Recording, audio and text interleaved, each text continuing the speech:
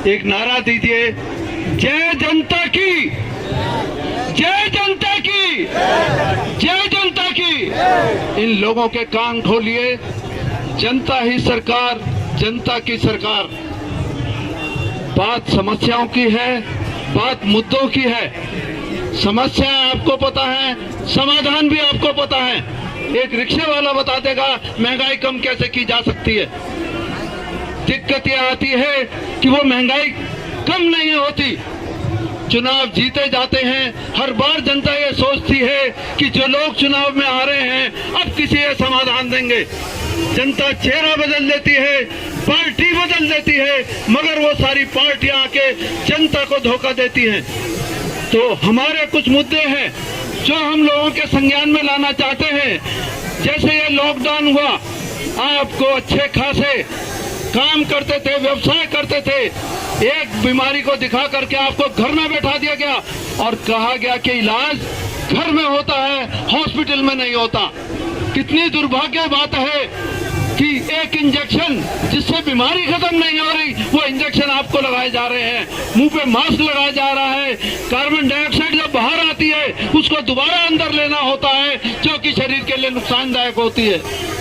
तो बड़ी क्लियर बातें हैं। कुछ ऐसी परिस्थितियां पैदा की जाती हैं कि जो आपके लिए असहनीय हो जाती हैं। वो कहते हैं महंगाई तो बढ़ती रहेगी, आप तो हवाई जहाजों में उड़ते रहिए और हम जमीन पर चलने वालों के लिए जीना भी दुश्वार कर दीजिए। हम नहीं पढ़ना चाहते किसी पार्टी या पक्ष और विपक्ष में। हमारा नारा है, न हम पक्ष हैं न विपक्ष हैं, जनता के हित में हम निष्पक्ष हैं। आप क्या संसद भवन के अंदर कहते हो ये विपक्ष है और ये पक्ष है? आप ये मान के चलिए, न पक्ष होगा न विपक्ष होगा, हम सब जनहित के लिए निष्पक्ष होंगे। जीएसटी है, टैक्स है, इनको हटाइए। आपके आमदनी के दूसरे रिसोर्सेज हैं, आप क्यों टैक्स पे टैक्स लगाए चले जा रहे हैं? क्या आप दूसरे देशों की तुलना में जो टैक्स लगाते हैं, क्या उस देशों के हिसाब से आप अपने नागरिकों को जन सुविधाएं देते हैं? बिल्कुल नहीं देते। क्या आप वाहनों पर रोक लगा रहे हैं? आप बिना, मेरा अपना वाहन जो 10 साल चला था और 15 साल उसको ऐसे ही हो गए, किसी ने चेकिंग नहीं करी और वो रिजेक्ट करना पड़ गया। तो आप चेकिंग कराइए, उसके बाद रिजेक्ट करिए। एक वाहन चलता चलाता आप क्या गाड़ियों की संख्या बढ़ाना चाहते हैं, या अपने उन जो उद्योगपति हैं उनके काम धंधे, उनके गाड़ियों के कारखाने चलवाना चाहते हैं? बड़ी आसान सी बात है। आप कभी ई रिक्शा पे जाइए, ई रिक्शा किसके है? शुरू में कहा गया था कि लोग मेहनत से रिक्शा चलाते हैं, इनकी मेहनत को कम करने के लिए हमने ई रिक्शा लाए हैं।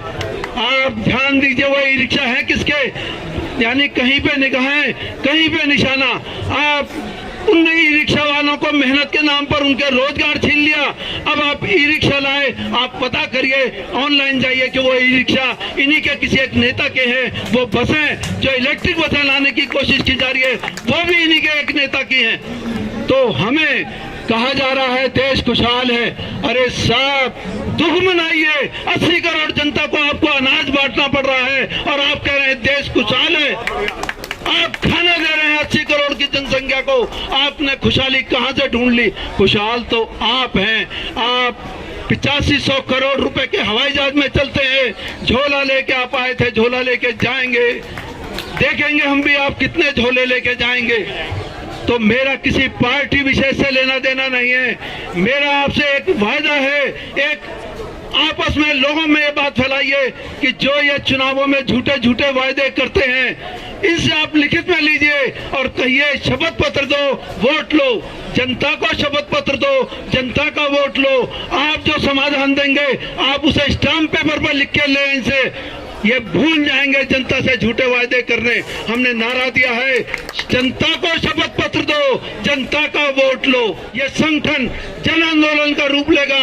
अभी हम जनता पर बैठे हैं, कुछ दिनों बाद रामला ग्राउंड में होंगे। आप सबका साथ हमें मिले, हम सब कंधे से कंधा मिला के चलें। अब राजनेता नहीं, जन सेवक होंगे। राजनीति नहीं, राष्ट्रभक्ति होगी। आम जनता दबी कुचली पिछड़ी शोषित वंचित नहीं, जनता मालिक होगी, जनता राजा होगी। धन्यवाद। जय हिंद, जय जनता की। जय जनता की